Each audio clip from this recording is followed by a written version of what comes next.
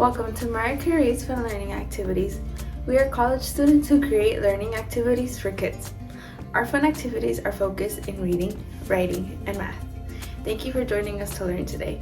My name is Alondra, and in today's activity, we will be learning how to answer questions about stories. Let's jump into it.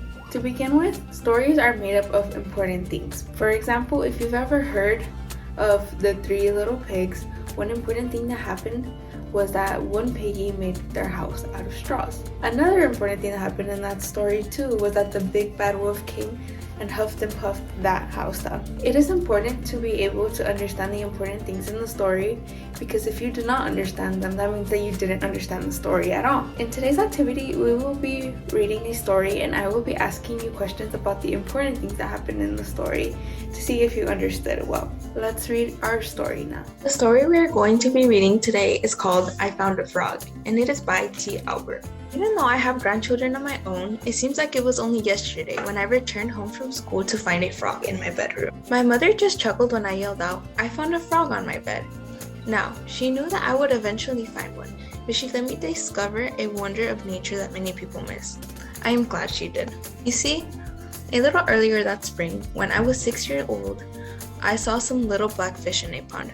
Since I didn't have any pets, I went home and asked my mother if I could have one. After we talked about me catching some of the fish I saw and the responsibility of having a pet, she agreed. There were so many that they were easy to catch.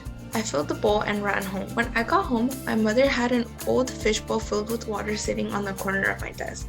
She asked to see the fish, looked, and with a big smile said, "Tadpoles. Wow, you are in for a surprise." I asked what she meant, and she just said that I would have to wait and see, but to watch my fish carefully. After a few weeks, I noticed some were changing.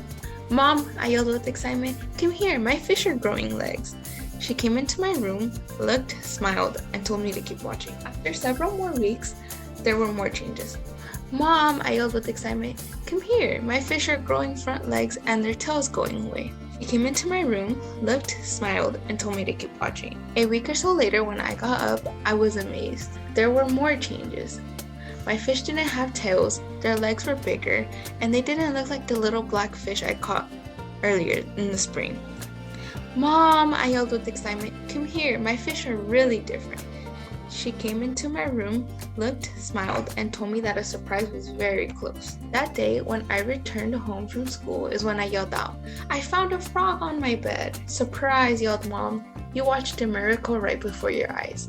A fish changed into a frog. Now, you had better catch and take him and the other almost frogs back to the pond. I don't need 50 more surprises tomorrow morning." Off I went. The end.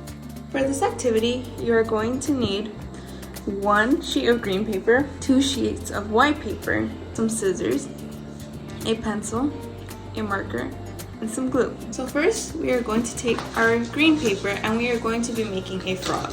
So draw out a circle like this one. Here is mine. Now, taking your white paper and your glue, you are going to glue this on. Now we are going to answer the first question of our story. What did the main character find in the pond? Take some time to think of your answer. Did you say small black fish? That is right. Now, if you said something like fish, tadpoles, or frogs, you would also be correct. So what we are going to do is we are going to write our answer on the head using your pencil or your marker.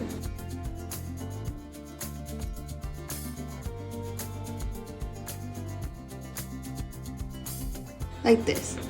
You can ask a parent or tutor for help if you don't know how to write your answer. Next thing we're going to do is add the frog's body. So taking your green paper again, we are going to draw a big circle for the body.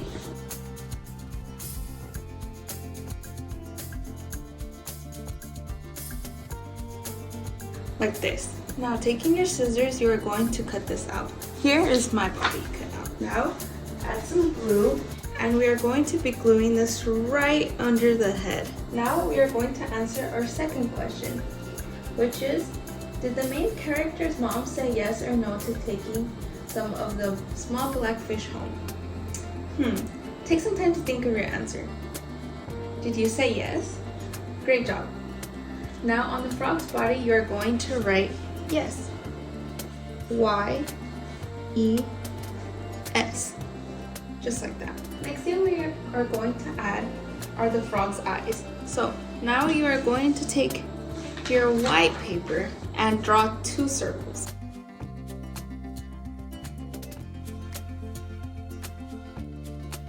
Like these ones. Now, before you cut them out, we are going to color in the inside.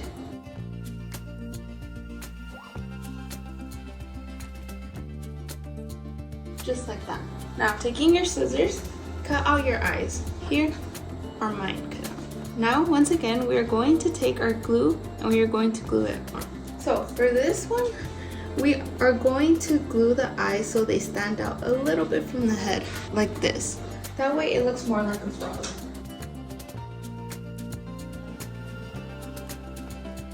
Okay, and now we are going to answer our final question, which is, what did the little small black fish turn into at the end of the story? Yes, they turned into frogs. So, taking your marker on one of the eyes, write frog. Okay, now lastly what we are going to do is, taking our black marker, we are going to add the arms and the legs.